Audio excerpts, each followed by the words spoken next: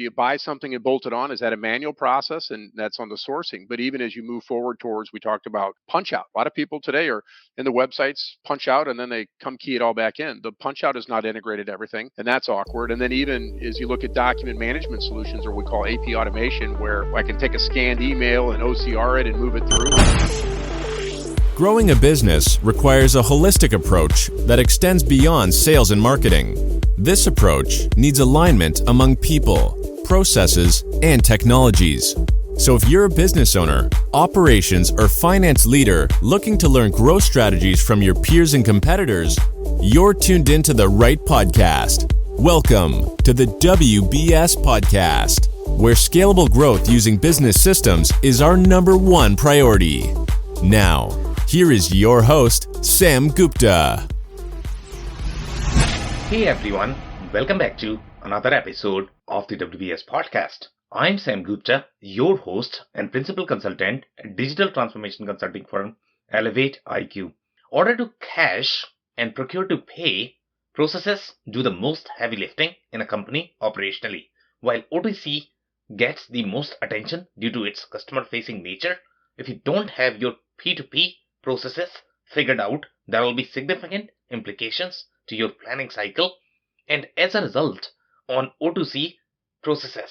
There has also been a significant advancement in the P2P processes, including specialized tools for source-to-pay processes and streamlining of invoice processing through AI tools and pay card processes. The procurement teams are also significantly impacted by the recent supply chain disruptions, and companies need to rethink how their supply chain and procurement function. So, what are the best practices for streamlining the P2P process, having appropriate KPIs at each step in the cycle, and having technology architecture that will serve the needs of the procurement department? In today's episode, we invited a panel of cross-functional experts for a live interview on LinkedIn who brings significant expertise to discuss procure-to-pay, business processes, and best practices. We covered many grounds, including the scope and branches that extend from procure-to-pay processes, the roles and organization structure of the procurement department. Finally, we discussed the difference between P2P, S2P, and S2C processes and the communication and collaboration of different systems, part of the architecture for the procurement department, and the best practices for process design across these systems. With that, let's get to the conversation. Hello, everyone. Welcome to today's show. If you're joining for the first time, this is part of our digital transformation for which we meet every Thursday at 5:30 p.m. Eastern. We pick one topic related to digital transformation, and we always have a very exciting panel for you.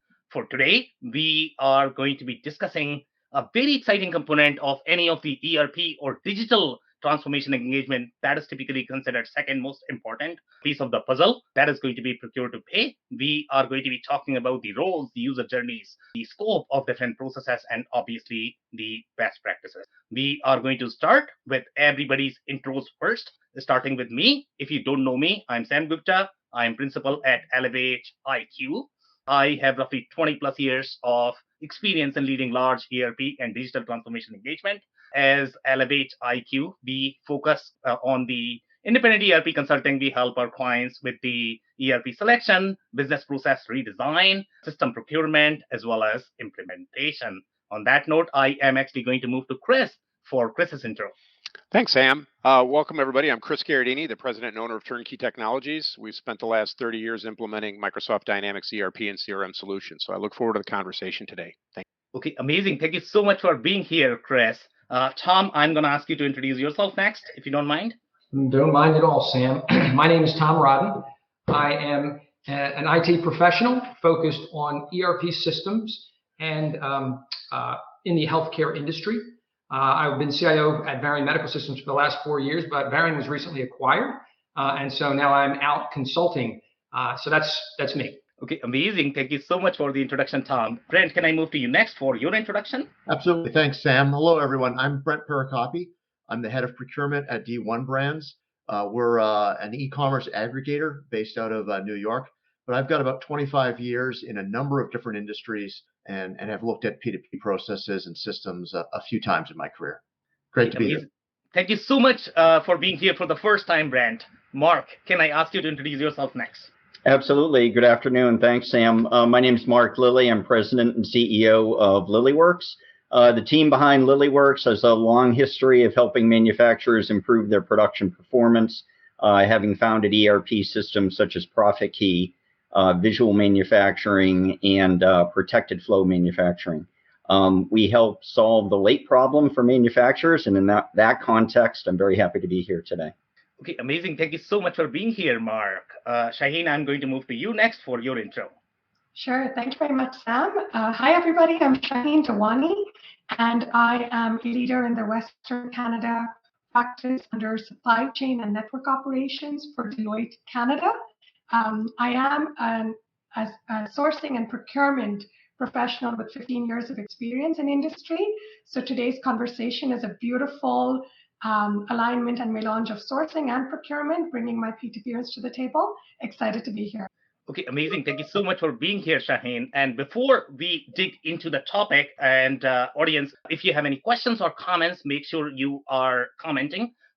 We will try to address as many questions as we can during the episode. If we miss anything, our panelists are going to get back to you either on LinkedIn, or they are going to somehow find you and respond to you. So make sure you are commenting and you are asking your questions. We want to make this session as interactive as possible. Now we are going to start with our first question with Chris. And the first question is going to be, what is going to be the scope of the P2P processes? Maybe define the procure-to-pay processes, how they are going to be relevant for different organizations, which roles are going to be involved, user journeys, and whatever else is related to the best practices of the procure-to-pay organization. Excellent. Thank you, Sam. So I think at a high level, there's a couple different differences right off the bat on payables processes. Do we use purchase orders or do we not?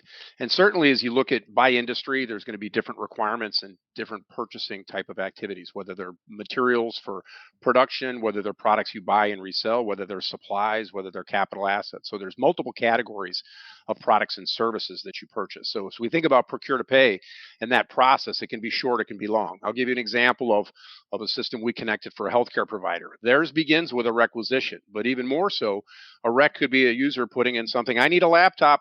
They hit the send button. It travels through workflow. Somebody gets it, picks it up.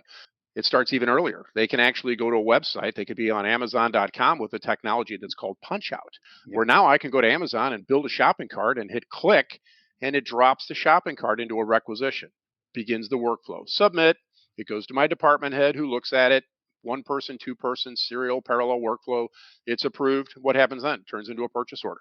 But other things can be happening. Could be checking a budget. Oh, we're out of budget. Budget loop. Purchase order. Where's the purchase order go? Is it emailed? Is it printed? Is it EDI? Product comes in the door. Well, maybe before that I get a confirmation. Product comes in the door.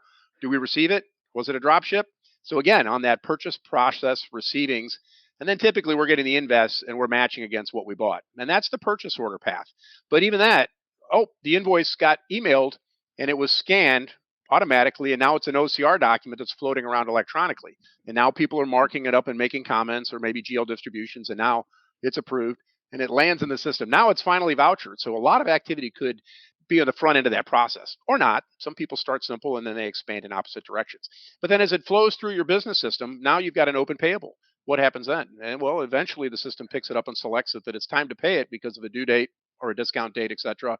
You're batching. Well, what happens then? Do I print checks? Do I ACH? Do I do wires? Or do you have another processor that picks it up and pays all your bills for you and sends you back a file into your bank reconciliation system? So I've done a very long example of something that starts with a punch out to a rec to an approval to a doc management, a scan, and OCR, all the way through a very efficient back-end payment system where someone's paying your bills. Different examples, could be simple, could be an invoice shows up for a gas bill, you put it in, you pay it. So most people have simple examples, but that's where I'm going to start, and I'm going to leave it at that because I'm sure the rest of you have other examples to share.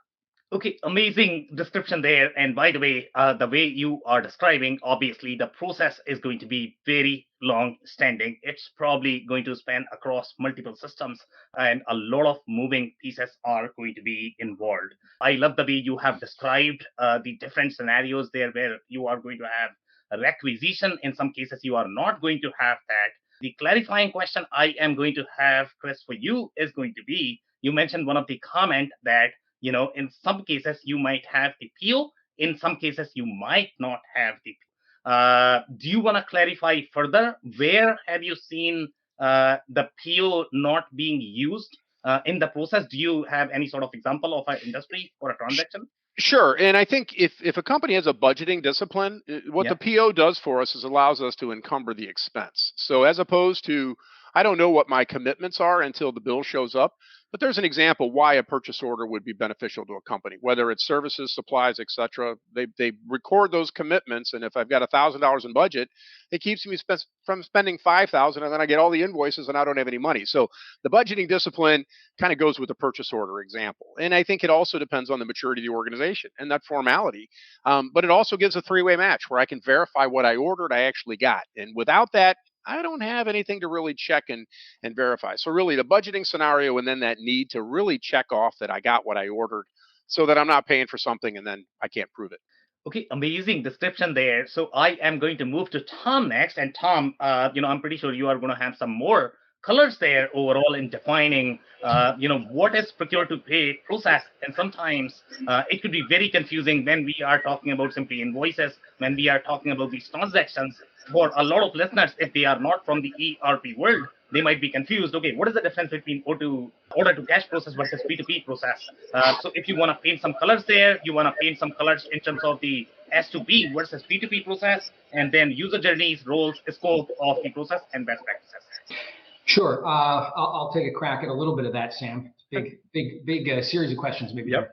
But so I agree with everything that Chris said as a description of the procure-to-pay process. And you can dive deep and you can go very wide on this. But one of the key things I think that might be useful for the team here and the audience is to distinguish between sourcing and procurement.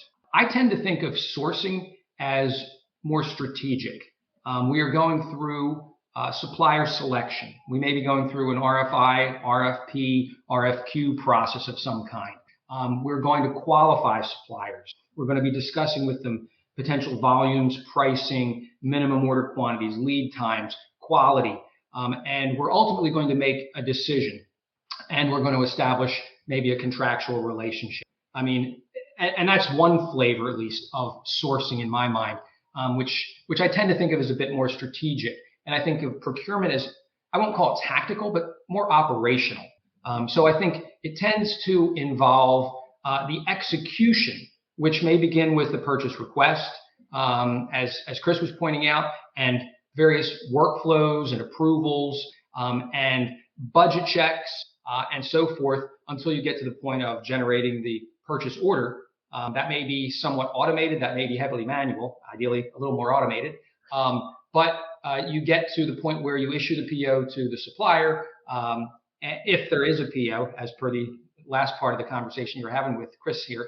Not always the case, but if there is a trigger to lead the supplier now to perform a service, deliver a product or deliver a service, that to me is still the procurement process. And then we get into invoicing, we get into a goods receipt, perhaps of some kind, a two-way or three-way match, and ultimately settlement, payment. So to me, that's a process that is very, very operational. And procurement can be a strategic part of your business. It can be a critical part to your success, depending on the business and the industry you're in. But I distinguish between sourcing and procurement in that sense. And I was thinking about this as you were asking the question, and as I was listening to Chris too. I sometimes struggle with, where does maybe contract lifecycle management fit? Is that more sourcing or is that more procurement?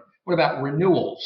I've selected vendors and I've made my bed. I have maybe one single source or I have multi-source, and I've done my sourcing well. And now I'm moving into renewals. And is that back to sourcing, or is that really an extension of procurement? Maybe you could argue either way. But to me, the operational side of this is generally more procurement, and maybe the strategic side, if you want to think of it that way, more sourcing. That's how I look at it. Okay, amazing, distinction there. By the way, I love the way you painted the picture, about sourcing being strategic. I don't know if everybody's going to agree with that, so we are going to hear from them as well. But I definitely agree that sourcing is going to be slightly more strategic, and the other aspect is going to be slightly more operational. The other comments that you made related to the goods receipt process, and we are going to have a little bit of religious argument there as well. We don't have a lot of warehouse people here, but some people might think of that process as belonging to these. So I don't know if the scope is going to be that, goods receipt is going to be part of procurement. The other comment that you made is the CLM is going to be the most heated debate. And the reason for that is, in my mind, when I actually look at the contract management process, that's a very cross-functional process. Legal team is typically involved in that process, and I don't know why procurement typically owns that. Maybe procurement is the largest consumer of that process, and that could be the reason. So Tom, in your experience, when you worked with these companies, the clarifying question I'm going to have for you is going to be, did the contract management, the entire process, including lawyers, did they belong to procurement, or did they belong to somewhere else? Well, I can speak to this from my personal experience for sure. I'm not sure how far I can generalize, but in my experience as an IT leader, generally the IT organization, my team and I, were the chief orchestrators of, say, a contract renewal. So there was a CLM system. It would be populated with information that would tell us 3 months before the official renewal date, or 6 months, whatever seemed appropriate. And this was based on the complexity of the relationship in the contract. With Microsoft, we gave ourselves 6-month lead time. Now, with some small buy, it might only be a month lead time. It wasn't going to be complex. Maybe there were standard renewal terms. It wasn't a critical component or ingredient. But once that trigger point was reached, it usually was a notification to legal, to procurement, to, in our case, IT, but I think the CLM system worked the same way. Whatever the business function was that was involved in this particular product or service procurement was notified. And I think that it probably varied a little bit by function. The IT organization, for example, felt they knew technologies very well. The landscape of hardware, software, and services was something that the IT people were comfortable with. So we typically took the lead, but it was very much a partnership. Procurement brought negotiators, and we would sit together maybe on the Microsoft deals and strategize and say, okay, what is it that is important to us looking forward? We want to get some new security functionality. They're prioritizing in Microsoft more and more Azure buy. So how do we make a deal, structure a deal that will make them happy, have their salespeople get rewarded, and yet meet our requirements, and everybody wins. So it would typically be the procurement team who might be familiar with the area of options, and our IT team who are very familiar with the products and services, and we would strategize, and then we would partner. And legal typically would come in later when we had an initial, something close to a deal. We would start running it by legal. Again, if it was the first time out of the gate, legal will be involved earlier, helping to define terms and conditions. But if it were a renewal, typically it would be sort of a final check. So anyway, those are a couple of thoughts on how we would partner. Okay, amazing. Thank you so much, Tom. So Brent, I'm actually going to come to you. So far, we have had a bunch of IT guys talking about procurement. Now we are talking to the real procurement guy. And, in my experience, the organization that you are working with, you are part of one of the most complex procurement organization because of the kind of business you are. So you are going to be seeing a lot more moving pieces than anybody else is going to see in the organization. So from your perspective, when you look at the boundaries of the procurement, the roles, the user journeys, the best practices, do you agree with everything that Chris or Tom has said? What would be the scope of the P2P and S2P process in your opinion? Yeah, let's start with job titles. And I guess procurement people or sourcing people or purchasing people have never really done a good job of defining that. And they do tend to get used pretty interchangeably. Look, at the end of the day, there are purchasing people, and generally they're the ones that write the purchase order and manage the day-to-day relationship with the suppliers. I'll agree with Tom. There's generally sourcing people. They're generally more strategic. They're generally managing the long-term relationship, I'll call it, with the suppliers, the structures of those relationships, and are future-looking. Who's procurement? Who isn't procurement? That's going to vary, company by company. As I said, we've never done a good job of defining ourselves, but I'll tease the technology folks that I still don't know the difference between IT and IS. So it's maybe similar to procurement. Let's also then talk, I'm going to call it, P2P versus S2P versus S2C. And there's probably a history here that, when today I would generally use S2P, meaning sourcing to payment in a conversation. And I think this is just a history of that's generally done by suites in many cases. I'm going to be very careful because there's so many point solutions coming into the market today. But if you go back 10 years ago, P2P was a very distinct part of the system that was purchase order to payment or requisition to payment. S2C was sourcing to contract. Now, as we talk source to payment, it encompasses both of those things. And then you add your CLM into the equation and vendor relationship management or supplier relationship management and quality. As you look at the scope of the solution, it can encompass a huge range of the organization. And that's going to vary based on your organization. If you are, a manufacturer, you're probably going to include, or you may include at least some aspect of quality reporting in there. If you're just, if you're a services company, you're not going to worry about, some of that manufacturing side. You're not going to worry about direct spend. It's going to be a much simpler P2P solution. But same thing, even how it interacts with other systems in the company. A manufacturer might still be doing direct spend purchase orders or cost of goods purchase orders in their ERP or in a warehouse management system. Again, a services company is going to put more of this into a P2P. So as you talk about your organization, it's going to vary. And I'm going to say the same thing. Your scope of responsibility is going to vary. One of the questions you asked, is where does contract sit in relationship to legal? The way I would tend to say it is legal has responsibility for ensuring the company's risk in regards to contracts is maintained. The contract management system, although it has functionality sometimes around the creation of the contract, more of its process is about maintaining the contracts and the alerts to the employees around when contracts are expiring, parsing the contracts into various risks, clauses, providing general information about your contract exposure. What I'm seeing more and more common is a dedicated contract management team. That team may sit in procurement, it may sit in legal, but I would say generally it's probably more likely in procurement.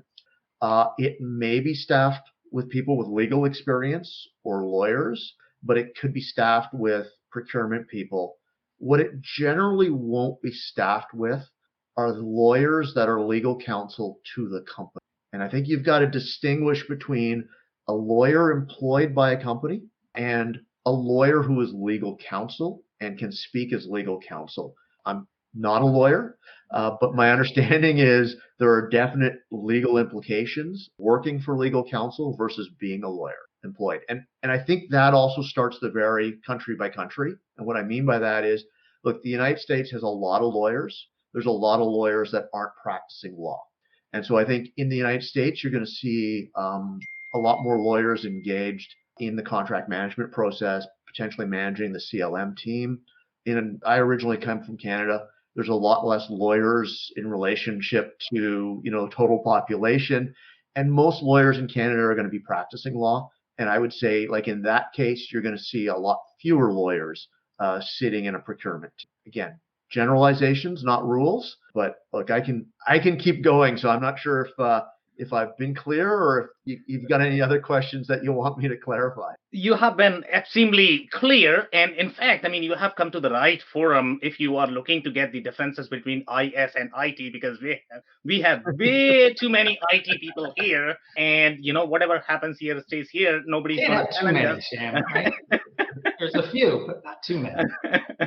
Okay. So, all right. With respect to the conversation, I think you made some great points overall with respect to the scope of the contract and the contract management system and where legal counsel is going to be. So I am actually going to move to Mark. What has been his observations overall in terms of the P2P process? Where do you draw the boundaries? Because in your case, you are going to be focused more on the manufacturing. So there are going to be manufacturing nuances that we need to know. So from your experience, where are the boundaries, scope, any sort of best practices and the user journeys and the roles that you might be able to talk about? Absolutely. Thank you. And yeah, while the boundaries seem very broad, and they are, I do feel within and for manufacturing in particular, make to order and complex manufacturing, there's been a number of areas that haven't been touched on yet. And I think from Tom's comments, from sourcing versus procurement, is really a very good one. And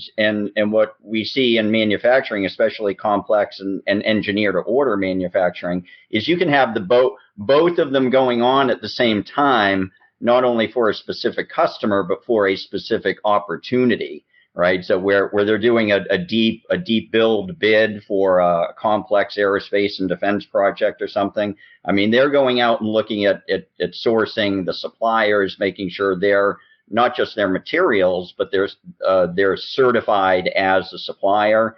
Certainly the materials are certified. And then the other thing that I think was mentioned somewhat, but I want to put an emphasis on it, is subcontractors, right? Outside. I heard services, which I understand, but very specifically outside service providers in the context of manufacturing. I mean, that is as much as part of the procure-to-pay process as materials are, and sometimes even more important, because it is part of the manufacturing process, right? So just back to the original point with sourcing versus procurement, I thought it was kind of ironic, because the example leads us right back to the beginning of order to cash, right? So because you're in the context of doing a quote or a bid for a client, and you're right in that sourcing conversation. The other part that I'm sure everyone's familiar with, but I think it's definitely worth mentioning, and that is, in order to improve a company's performance, right? They want to reduce the time of production and lead times, and of course material is part of that, and outside services are part of that too, part of that production lead time. And we talk about improving, or wanting to see or find opportunities to improve the flow, and that is as of the materials, whether from the supplier to the facility, or of materials out to an outside service provider and back, but also the flow of information, right? And that gets into how do we compress that? And I think everybody here has mentioned some points about that, but I think bringing them all together is key. And whether it's the interfaces with Amazon or things like that, but portals in particular, I think are very important and are an opportunity to improve the speed of communication, so that we can improve the speed of and flow of material as well. So I mean, first we had to do it. First it was, remember, with fax machines, and then phone calls, and then emails made big improvements, and now it can be with supplier portals, it can be almost instantaneous. So we're seeing even situations where the client wants to take their internal priorities, right? And where they have material going outside, say to heat treating or an outside machining process or what have you. They want to publish their priorities inside that outside service supplier so that they know which of their orders they should be working on first. And I think there's a lot of opportunity for that to continue. Okay, amazing. So you have added some very interesting layers, and you are absolutely right that, supplier collaboration is going to be a very important component of the process that we have not discussed so far. You also brought a very important point about the subcontract process, as well as the supplier, certification. I think that's a very important process in a lot of different organizations. The clarifying question I am going to have for you is going to be one of the comment that you made related to the QMS or the quality. Now, quality could be all over the place when we look at it's similar to your contract lifecycle management. In case of quality, you may have R&D quality, you may have supplier quality that you are trying to evaluate. You are trying to evaluate the material quality, then you have the in-process quality. So where does the quality fit in the procurement? Does quality sit inside the procurement, or does that need to be more of the centralized organization where they are doing more of the center of excellence for the quality? So what has been your experience, Mark? I think both, really. It's upfront in the sourcing, in evaluating what certifications the supplier may have, right? Their experience, maybe some historical scorecards they've had. And then once you actually get into a relationship with them and you're doing transactions back and forth, then hopefully the best practice, of course, is to keep track of that with the QMS, whether it's the supplier's on-time delivery and certainly the quality of the product they're giving you. And there again, the quality of the physical product or the quality of their outside service. When we get it back from heat treating, how many times do we have to go and deburr it because they had promised us to do that type of thing, right? So I think you knew the answer, Sam, but yeah, it's both sides. It's all of the above, and in particular, it's the follow up. And folks have mentioned where you have sourcing managers or maybe or somebody who's actually working the relationship with the suppliers. Then they're gonna have the processes in place to generate those supplier scorecards so they can have their quarterly meetings and their quarterly review with the supplier. Okay, awesome. Thank you so much, Mark. So Shaheen, I'm actually going to come to you. I'm pretty sure you are going to have a lot of comments related to IT procurement. Obviously, you have deep background there. You are probably going to have a lot of commentary about who is going to be responsible for what in terms of the IT procurement. But, the overarching conversation that we are having right now is going to be S2P versus P2P, user roles, the scope, the process boundaries as far as the procurement goes. You bet, Sam. And, just starting off with the S2P and P2P process, I wanted to build on what's already been discussed and provide another layer of distinction, because today we're here talking about business processes and best practices, right? So how do you bring everything we've chatted about down back to best practices? The intent with digitalization was always to make it touchless, right? Now, S2P is more about negotiation, about dialogue, about evaluation with multiple stakeholders, right? That is an avenue. While you want to make it touchless, you don't want to make it completely touchless. You want to make it seamless, is what I would rather layer on to the conversation, right? But for P2P, the more touchless you get, which is best practice, the more organized as well as efficient, right? The effectiveness is set up by your systems, by your ERP systems, and whatever tool or technology you may use to put your business practice and your business processes and your best practice into action. So just coming back to that lens, I think, Tom, you mentioned the strategic versus tactical.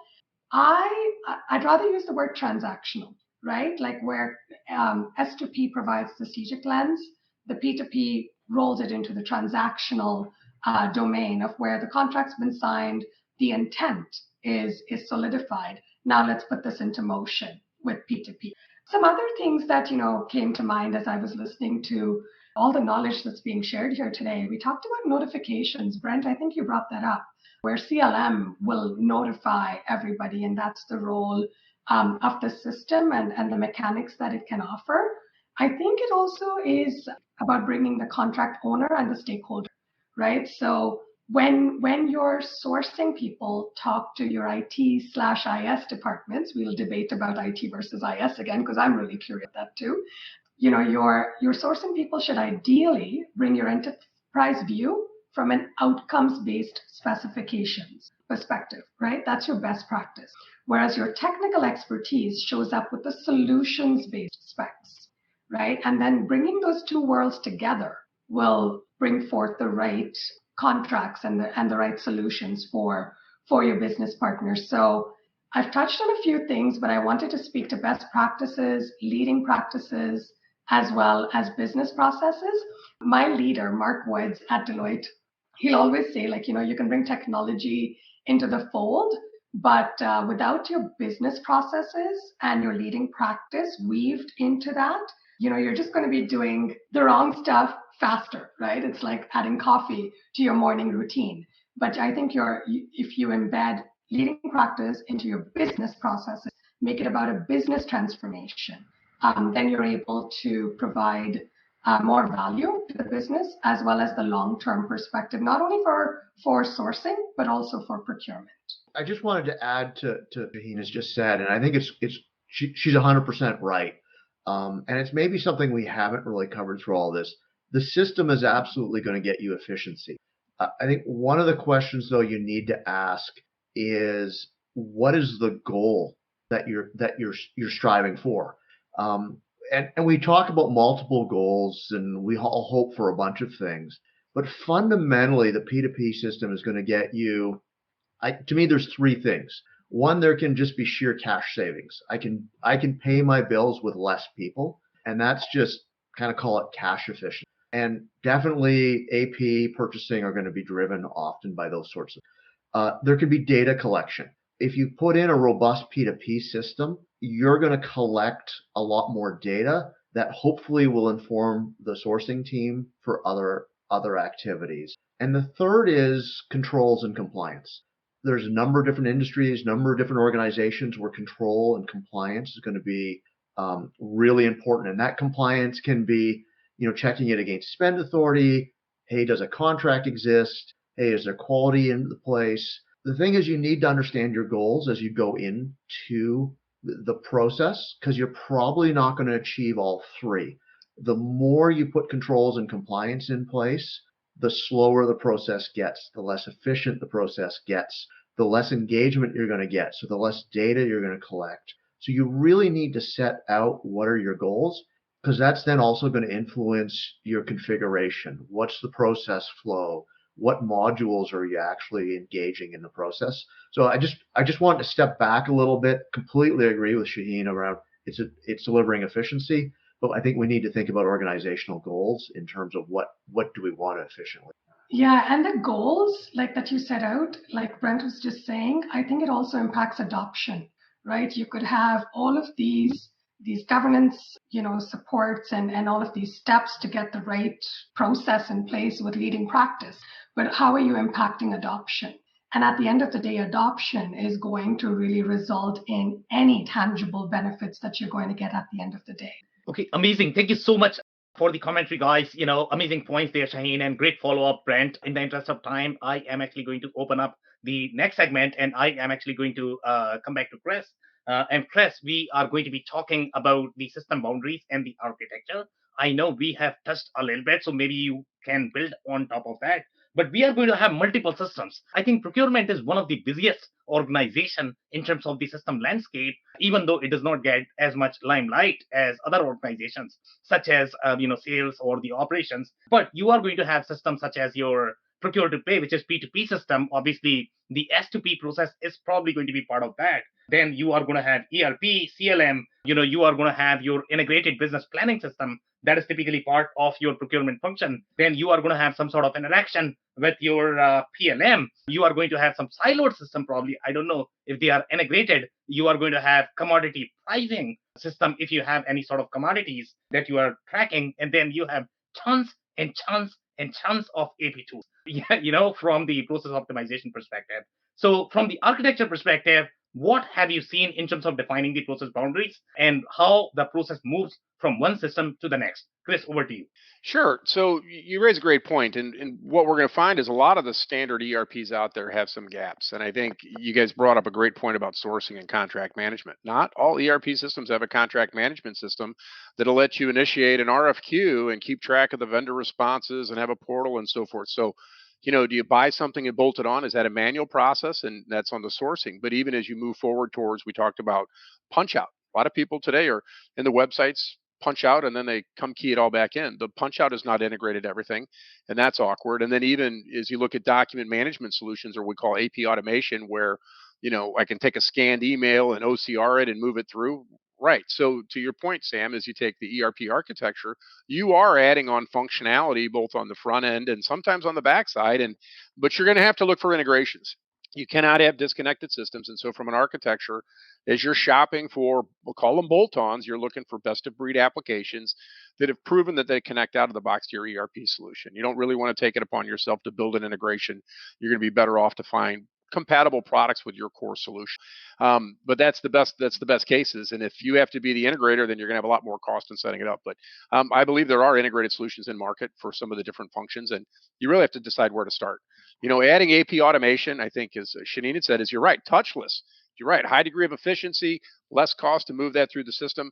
Sourcing, there's going to be a lot more, and I like the seamless perspective. But the question is the sourcing system, the contract system, it has to be related to the ERP, because you got to track purchases against those contracts to know when I got to do a renewal, and am I getting the right price, and did I order enough, and what's my guarantees on certain inventories, because the supply chain gets tight. We want those contracts. We want those commitments. We want those assurances that we can count on stocks or services that we've committed to. So it's a challenge, like I said, and my advice is you buy things that are compatible already. That's what I've been doing. So.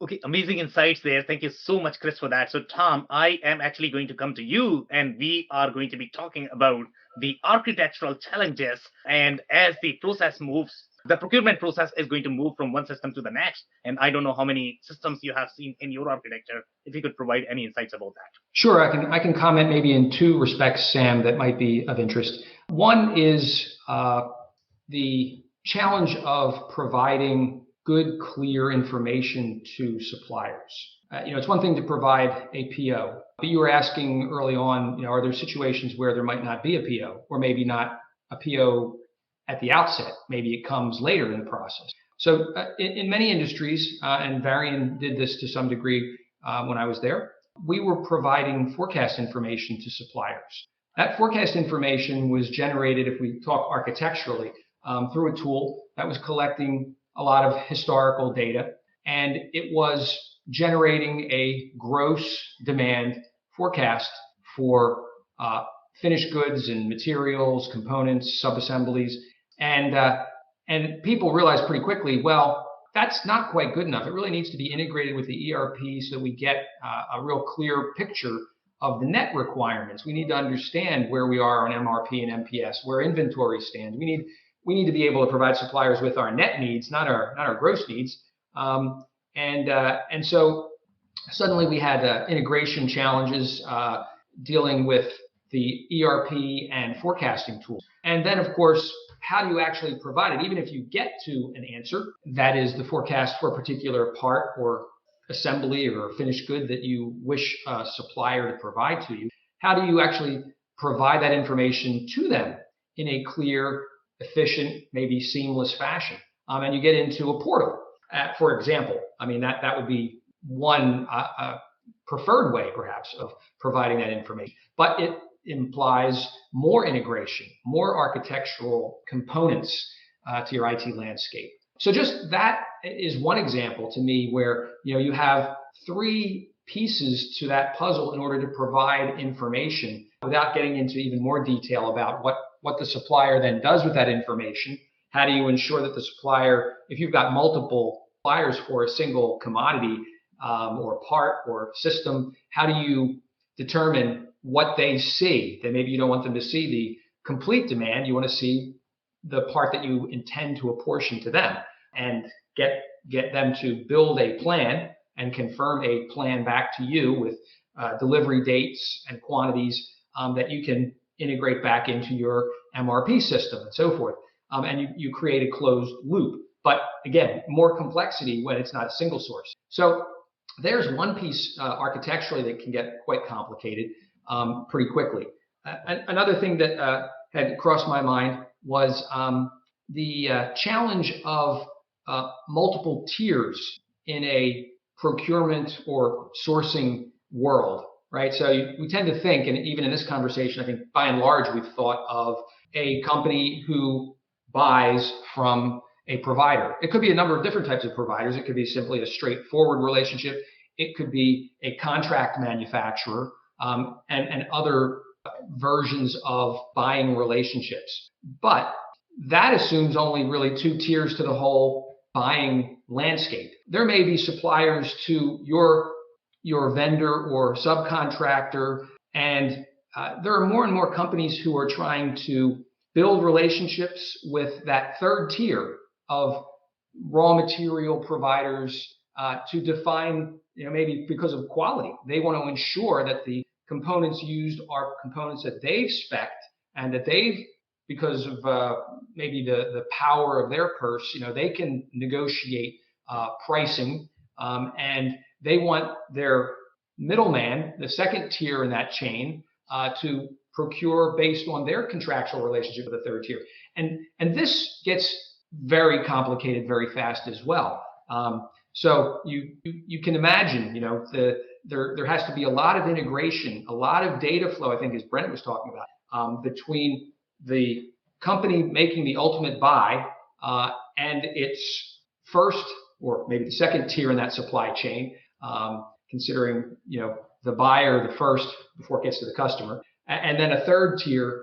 So I look at that and I say there's architectural challenges to those two examples that can be difficult to address effectively. Okay, amazing insights there. Love the comments, about the tiers. Love the commentary about the collaborative planning as well. The one clarifying question that I'm going to have for you, because a lot of listeners might not be familiar with these terms, and that is going to be gross versus net demand forecast. Do you want to clarify that a bit? Oh, I simply meant that if we already have, we have a forecast for 100, that's what we think over the next quarter we're going to be shipping to customers.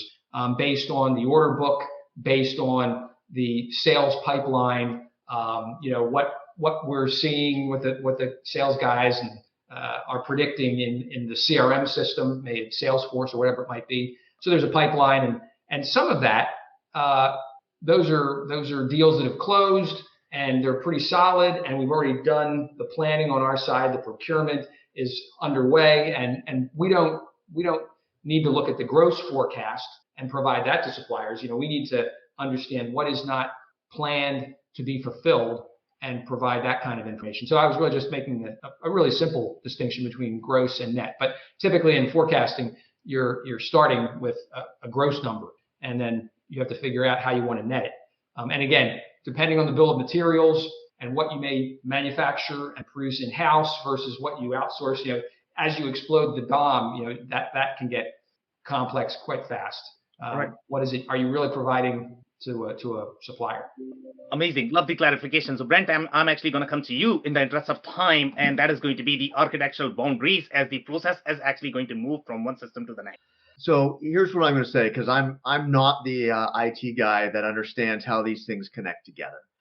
What I'm going to say is, when you look at the system, a P2P system or an S2P system, it is going to always be a multitude of components that fit together. There are no best practices around which particular aspects of that system do you need, in terms of you always have to have a purchasing system. You've got to understand and start with what is your company and what is your company's need. Some of those things can be done in the ERP. Some of those things aren't going to be capable with your existing ERP. Some of those things are going to be necessary. Some of them aren't going to be necessary for your functionality. So let me kind of explain that.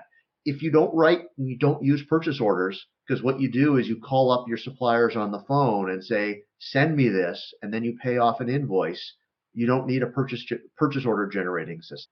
If you've got simple AP, you don't need an AP tool. If you've only got 50 or 100 contracts, you probably don't need a CLM.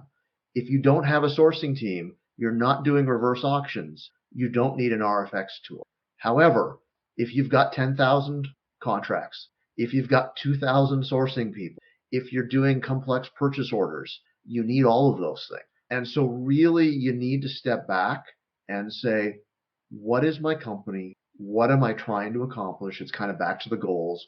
What are my capabilities and needs? And then pick the modules and pick how these pieces architect together. I will say they will always tell you they're easy to go together. It's just a couple of APIs. It's a couple codes. It's always way more complicated than that.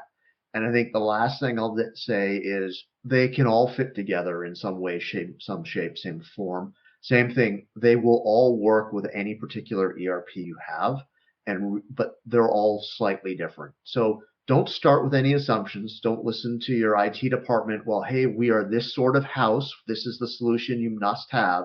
You really need to figure out your requirements and then figure out the solution that supports the requirements best and hopefully at the lowest cost as a procurement guy. And then leave it to your IT department to figure out how to architect it and put it together. Love it. Thank you so much, Brent, for those insights. So, Mark, I'm actually going to come to you. Your perspective when the process is going to move one system to the next, when multiple systems may be involved in this department. Yeah, I think from what Brent just relayed and Tom earlier in terms of forecast. I mean, at the end of the day, I think one of the big problems is, regardless of the size of the company, they don't know what they need and when they need it, right? And this can get back from the very well documented bullwhip effect from traditional MRP systems, right? Where within a company or just across a few, never mind several levels of a bill of material, the bullwhip effect is just huge, right? One change in demand at one end can result in an enormous shift in supply and demand on the other end. Now you take that and you span organizations, right, in the supply chain, and it gets even worse. That's why, I realized I mentioned portals at the beginning of the conversation, and then when someone else mentioned a portal in a different context, I kind of cringed because, and a lot of companies do cringe because their experience with portals is that some big company is mandated that they use a portal and that they take their, MRP generated demand down to them and that they produce against that. The only problem is on a weekly, sometimes a daily basis, that demand changes dramatically, right? After every MRP run. So I think that's where a big opportunity is. Now there are improvements in traditional MRP with demand-driven MRP, for example, that at least tries to buffer certain areas to minimize the bullwhip effect, whether it's stocking subassemblies or at key points in the BOM or along the supply chain. So I think there's some help there, but at the end of the day, each company, regardless of size, has to put the processes in place so that they have a fairly good confidence that whatever they are communicating with their suppliers in terms of a forecast or demand picture reflects reality somewhat. Okay, amazing insights there. By the way, love the depth there. I wish we had more time to dig into those, but that's not going to happen today just because we are running out of time. So Shane, I'm actually going to come to you. I know that you had a comment. You can do that, or you can talk about the process boundaries across the systems when multiple systems are going to be involved in the architecture for the procurement department. Thank you, Sam. I just wanted to add, Brent and Mark both spoke about complexity and your fit for purpose. I often find in P2P discussions, we're always talking in terms of processes, only your purchase order to invoice process. We forget that often there are multiple purchasing channels, right? Someone brought up a portal, but it could also be one of those ledgers where you go and you order what you need. It could also be your P card, right? Somehow you need to account for it in your P2P process. You could have multiple avenues for that. And I think, successfully integrating all of that into your P2P process just drives the business efficiency and effectiveness at the lowest price better. So I wanted to add that when I was following along with Brent and Mark. Okay, amazing. And I'm glad that you actually brought the point about P-card because that's a key component of the P2P and that has to be part of the process. Thank you so much, Shaheen, for that. Okay, so the only thing we can take right now is going to be closing advice. We have roughly 3 minutes right now. We have 5 people to provide the closing advice. So you have roughly 30 seconds for the closing advice. Chris, I am going to come to you. You have 20 to 30 seconds, please. So I would encourage you to, as you visualize your procure-to-pay process and to draw it out, draw the little branches, and then do some time studies and figure out, to Shaheen's point, touchless. Where are you losing time? Where are you touching everything versus just the exceptions? Think about workflow, think about AP automation, think about returns. What's a broken manual process? And it'll give you a perspective of how to attack the problem, at least a starting point. Could not agree more. Love the way you think, Chris. Thank you so much for that. Tom, what would be your closing advice?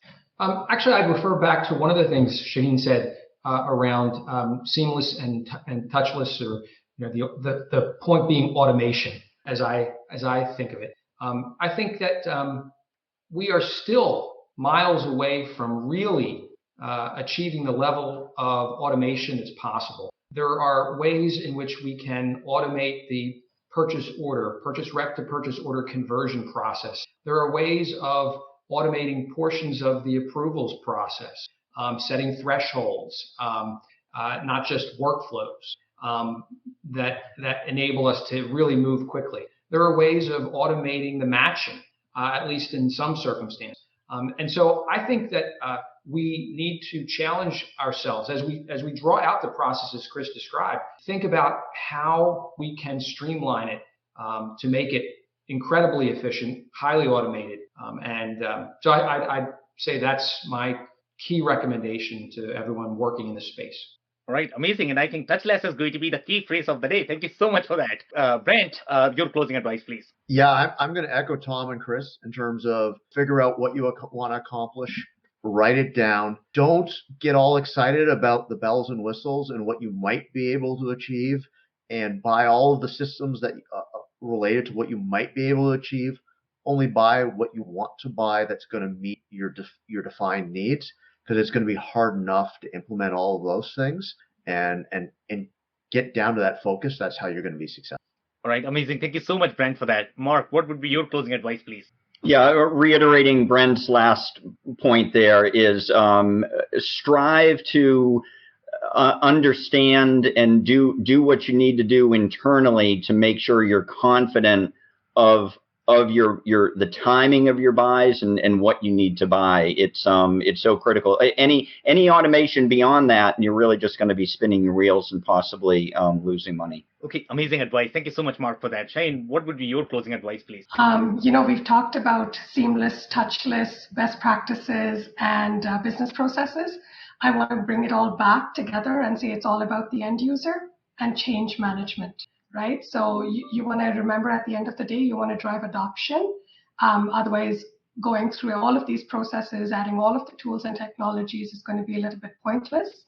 And that's what I'd like to leave the listeners with. Could not agree more. Thank you so much, Shaheen, for that. And, that's it for today. If you joined for the first time, this was part of our digital transformation series, for which we meet every Thursday at 5:30 p.m. Eastern. We always pick one topic related to digital transformation, and we always have a very exciting panel who's willing to share their wisdom and insights. So make sure you are going to be here. Next week, we are going to be here with a new topic.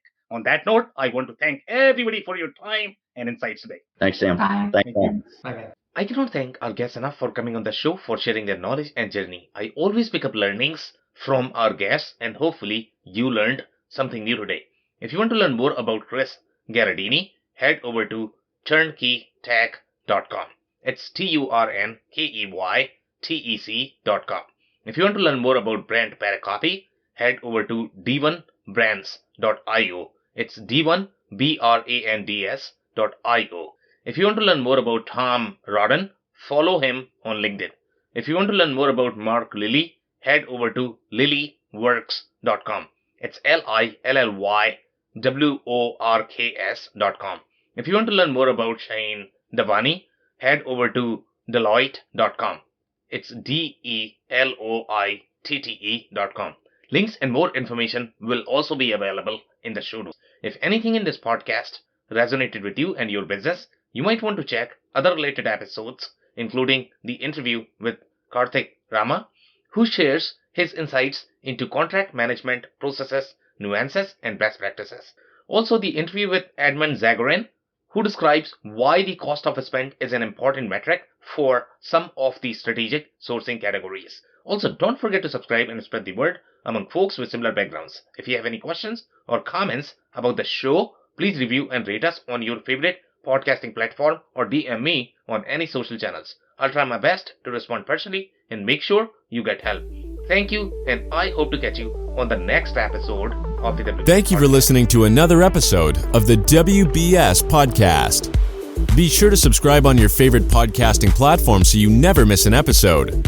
For more information on growth strategies for SMBs using ERP and digital transformation, check out our community at WBS.rocks. We'll see you next time.